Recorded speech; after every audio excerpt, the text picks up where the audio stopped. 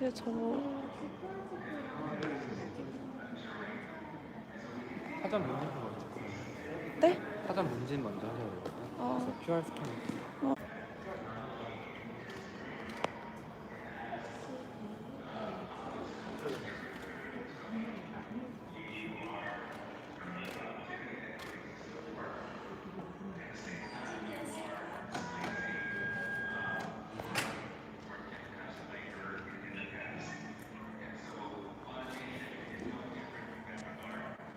네, 감사합니다.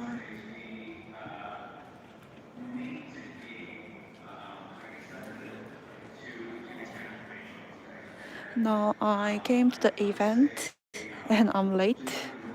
I'm gonna take some coffee. 커피 받아가면 되나요?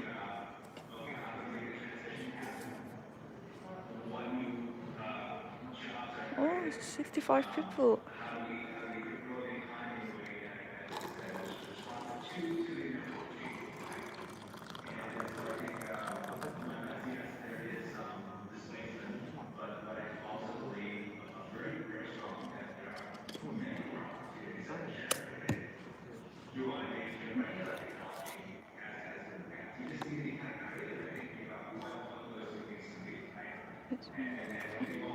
이거 아, 네. 이거 나중에 교환하시겠어요? 아. 지금 물건이 네. 다 있긴 한데 계속 들고 다니시면 불편하실 것 네, 같아서 알겠습니다. 나가실 때 교환. 네, 네.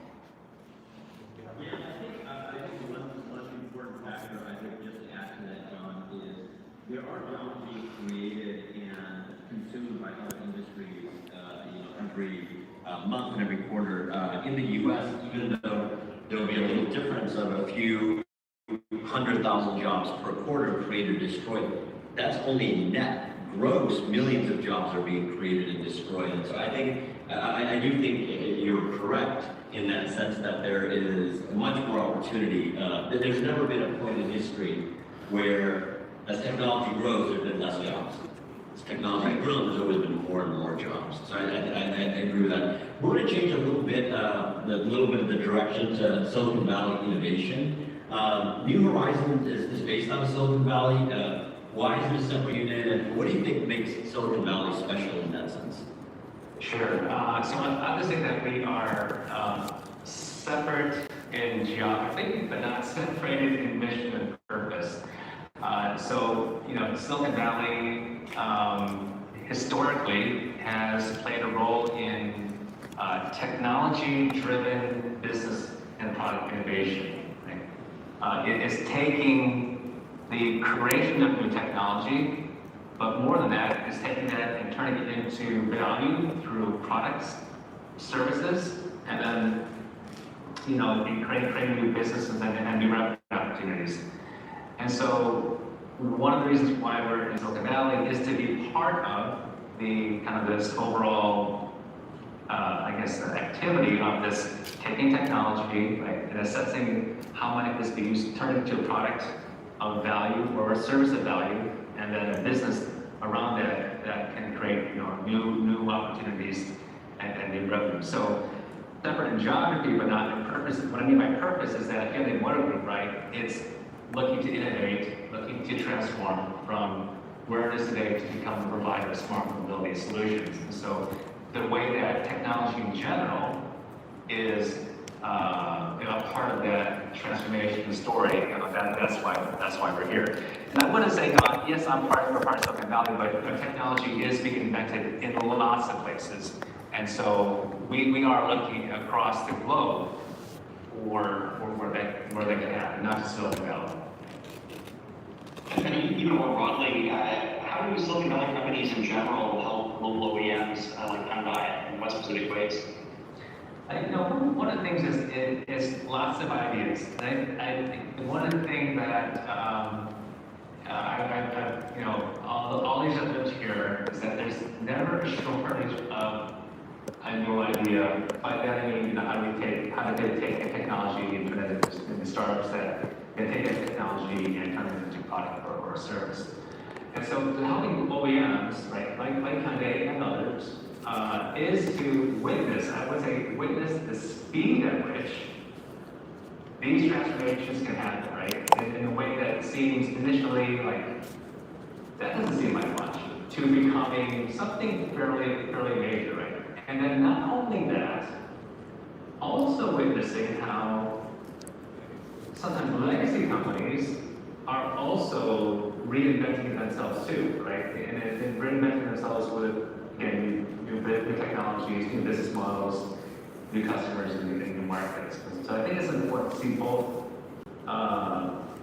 the adoption of new technology, but also the way to transform yourself, right, from where you were to where you need to be, right? Not every company is successful, but kind of witnessing that at the speed at which it happens is pretty amazing. How do you think, as you've sat between both of those geographies, what's your recommendation for other companies trying to figure that balance out between, for instance, a Korea office and a Silicon Valley office or wherever? Yeah, a couple of things. At least one is to give some time, right? It's not as simple as saying, well, I just kind of copy the way somebody does it, but it does take time to kind of understand the speed of the speed of sometimes culture, right? And to allow for, by time, I mean early experimentation, right? Being able to go through an experiment or two to understand, you know, how a new business model technology can work. The other thing I would say is to give some freedom to operate. So there is it's not just being Silicon Valley and adopting something and then taking it back to headquarters. I think it is giving some time to give some freedom to operate kind of outside the typical norms and practices of budgeting or return or some expectation. I think that's very important.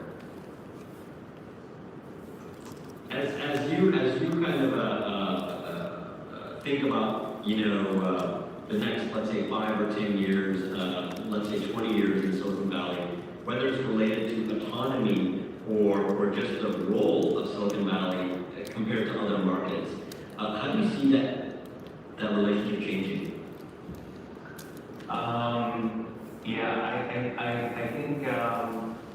I think that's almost it. It's like the role is always changing, and there's a factor. I think it is hard to predict exactly how that role will change. And so that's maybe that sort of time and patience that's needed. But I feel, you hear stories, yes, of companies moving to other parts of the United States. You hear stories of people moving out of the Bay Area, the San Francisco Bay Area. We heard about rising house prices, and those are all true, okay? But every time I've seen this sort of exodus or moving out, you have something coming in, right? And then there's yet another thing happening, right? And so the one thing I would say, that role of the specific area of technology will be changing, right? That it's not the same from year 1 to year 5. But there will always, I think, be something just different and new, right? It doesn't mean it's always going to relate to your business. But I think it's just important to see that transformation is happening at a fairly, it's always happening. It's not going to go away, in my opinion, right? It's going to change, right? It won't, it's not going to, there's always something interesting. So in the last roughly 10 years in the U.S. stock market, if you look at the growth of the market, almost all of it has come out of software companies and software-focused companies.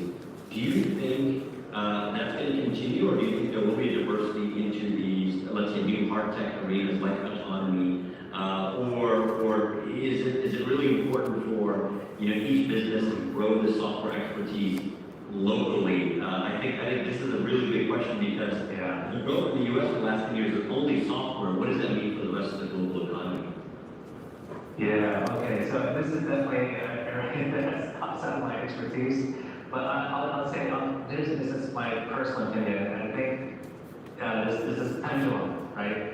I think we swung it pretty hard to the software because of advancements in hardware, right? Because of advancements in computing, semiconductor, fabrication technology,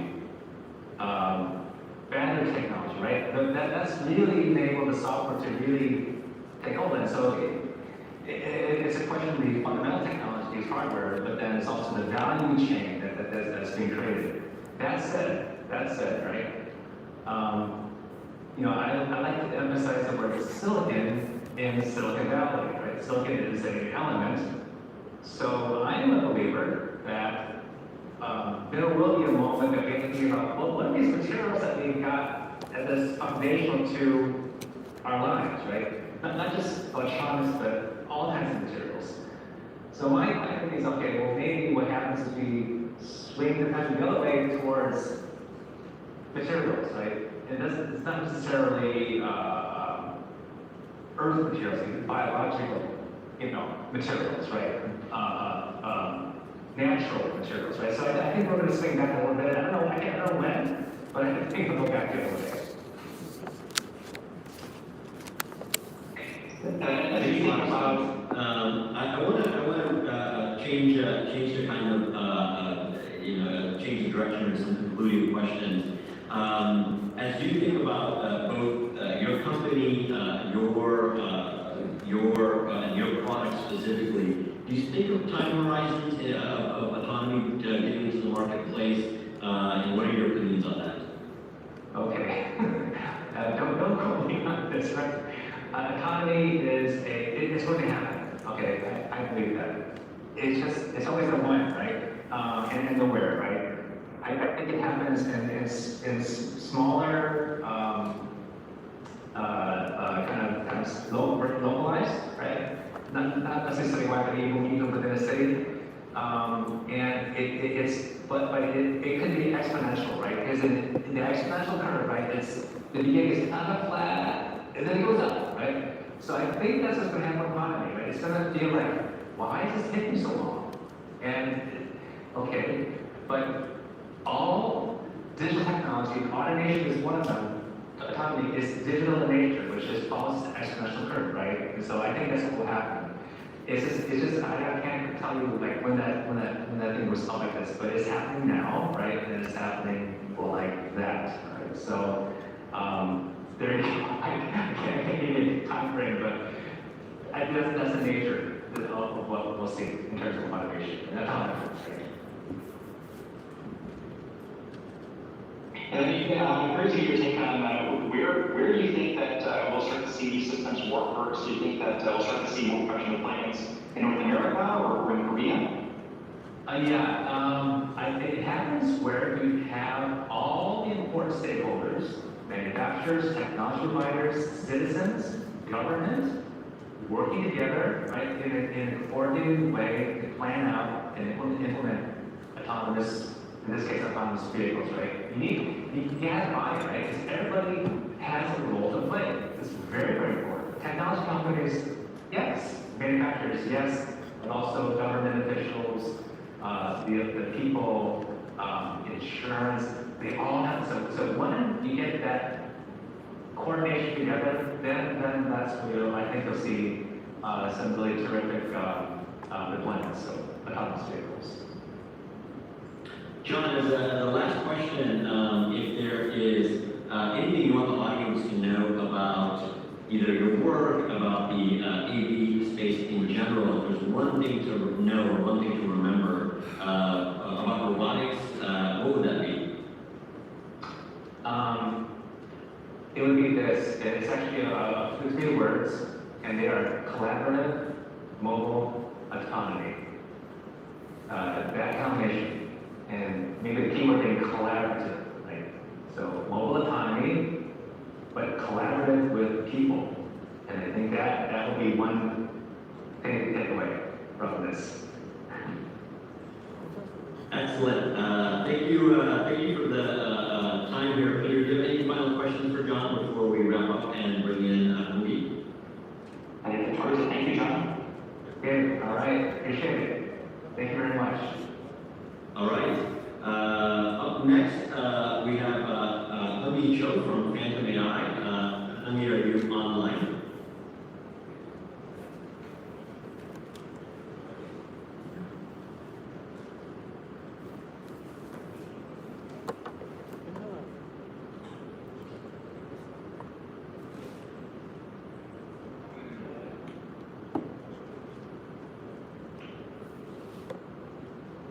Can you guys see us, Hamid?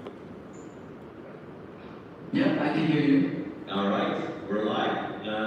Thank you for joining us. Peter, do you want to give Hamid's introduction so everybody in the room knows? Absolutely. Hamid is the CEO and co-founder of Phantom AI, which is a startup located in San Francisco, and also has a presence in Korea. Phantom is a software and technology partner for tier 1s and OEMs, and they produce software for autonomous vehicles. Prior to his time at Phantom AI, he was a senior computer vision engineer at Tesla, focused on autopilot research and development. He worked on several key aspects of perception for the Tesla autopilot system, including sensor fusion software framework, computer vision, and also localization and mapping. And prior to his time at Tesla, he was a PhD candidate at Carnegie Mellon University, where he focused on autonomous driving. Hamid, is there anything you'd like to add to your introduction? No, thank you so much.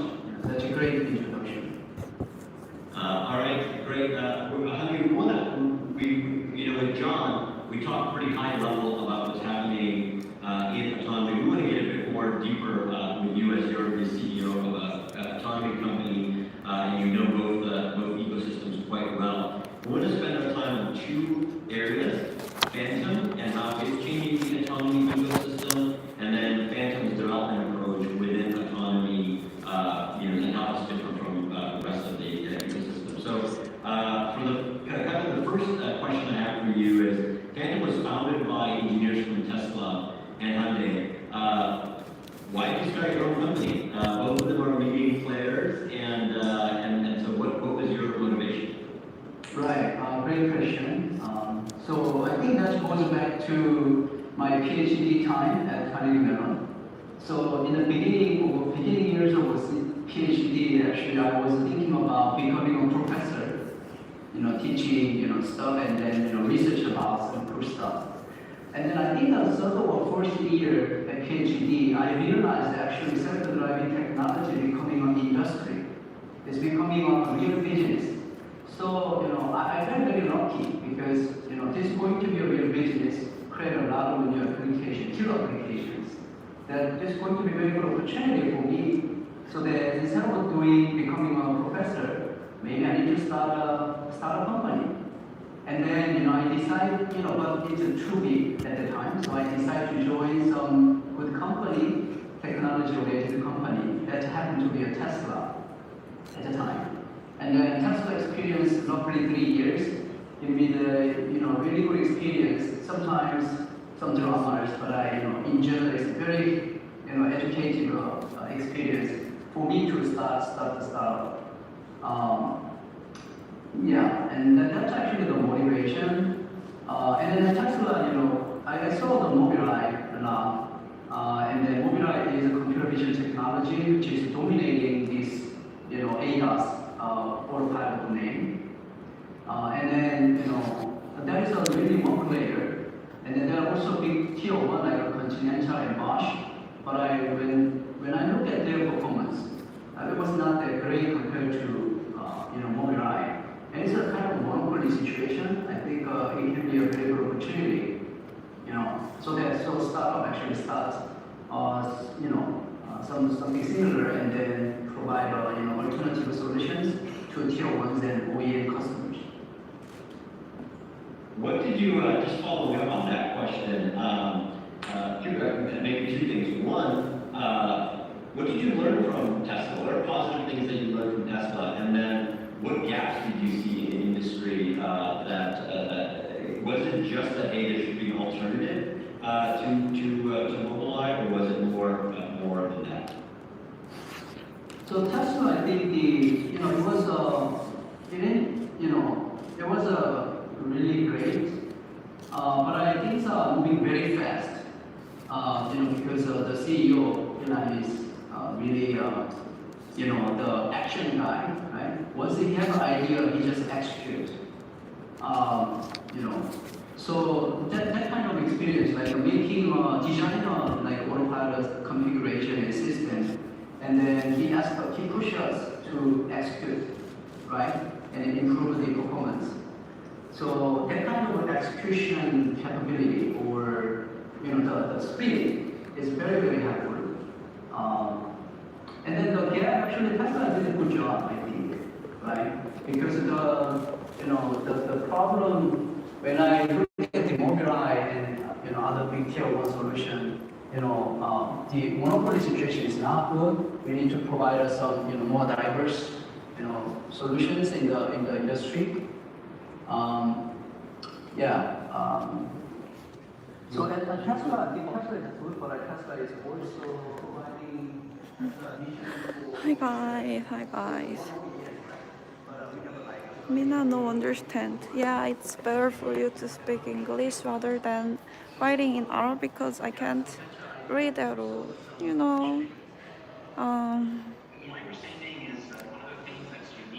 Bahipik, Rana comment.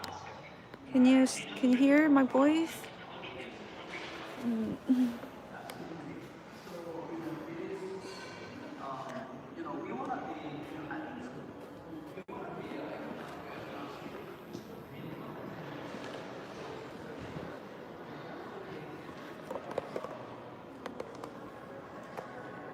This is today's event.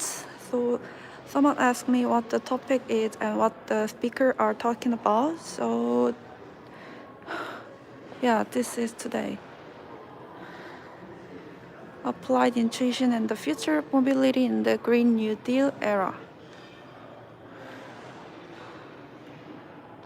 Impending age of full vehicle autonomy, redefining modify. Yeah, it's kind of difficult topic, but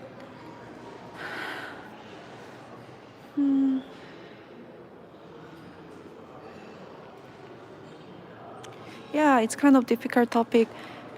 But in some ways, we need those time to figure out and to grab some time to try to think about those topics because we are in the pandemic and we need to change our life.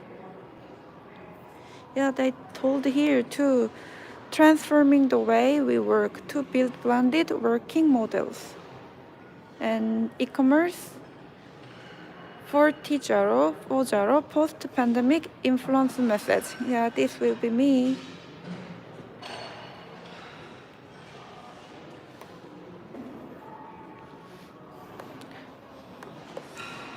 So I'm going back to the event. Yes, it's kind of lecture. Tamania Washrin. What are the most challenging parts of that? This one. That you're facing? I think the camera. Applied intuition and the future of mobility in the Green New Deal era. They are still talking. Tesla has 8 cameras, and then they have one camera in the D pillar looking back, and then there are one camera in the B pillar looking side, a little front, right? So those 8 camera setup, location and camera field of view, camera. There are so many press here. So They're gonna spread the article about this event. Right? If that keep changing because different OEM has different configuration. So as a solution provider, we have to come up with a very flexible idea, right, to accommodate all those differences. And also the processor, I think a lot of compute platform, like either from Texas Instruments or Renesas or NVIDIA, our most popular friends. But those are all different in terms of, the high performing ARM core is the same. But the difference is their, the CNN capability, like a deep learning capability, right? NVIDIA has a well-known GPU in it, so you can very flexible. But our other chipset has a very hardware dedicated CNN accelerator. So your software, vision software should be very flexible, to be ported. But from one processor to a different processor, it's pretty hard, yeah. But we have we cover most of the popular, automotive embedded processor. That's our goal. This approach of enabling, different OEMs, and supplying the entire industry, why do you think that's the right approach? Is this economically beneficial? Is it technically beneficial? In other words, why shouldn't OEMs try to do this themselves? You mean the themselves means computer vision or? Yeah, any aspect of the AV development. What's the advantage of Phantom doing it versus in-house? In-house. I think OEM as a major player, I think they should have some good partnership, I think, because that's a quite well-known fact that OEM has a big inertia, right? They cannot move fast as a startup moves, right? What decisions, takes time.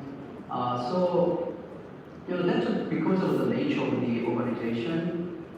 So I think it's very smart or wise for them to come up with the right partnership model, so that some new technology instead of developing in-house, right? And then have a good partnership with a good company like Applied or Phantom that can bring the big success in the end. So I saw a lot of cases that the big OEM developed by themselves, for example, computer vision or simulation engine, and then they failed after 4 or 5 years of R&D and investment. So those examples says that I think they'll come up with a better partnership and the roadmap. I think it's a good idea. So the things that you're working on at Phantom and the approaches that you're taking, is a much more difficult approach than if you were to develop a solution that's very customized for one particular OEM? Yeah, definitely. I already mentioned that, but I think much challenging because if you are a big OEM, right? If you are like Hyundai Motors, and then you have a specific model and specific camera already determined, that's I think much easier. But if you have to right now, a couple of years ago, we don't know who is our customer, right? And then what kind of camera configuration, what kind of megapixel camera CMOS they're gonna use. We don't know that, right? So we need to come up with a very flexible way to support all different approach. But but in the end, there is no perfect model or solution. We need to decide most likely camera configuration, and then we propose some idea to customers.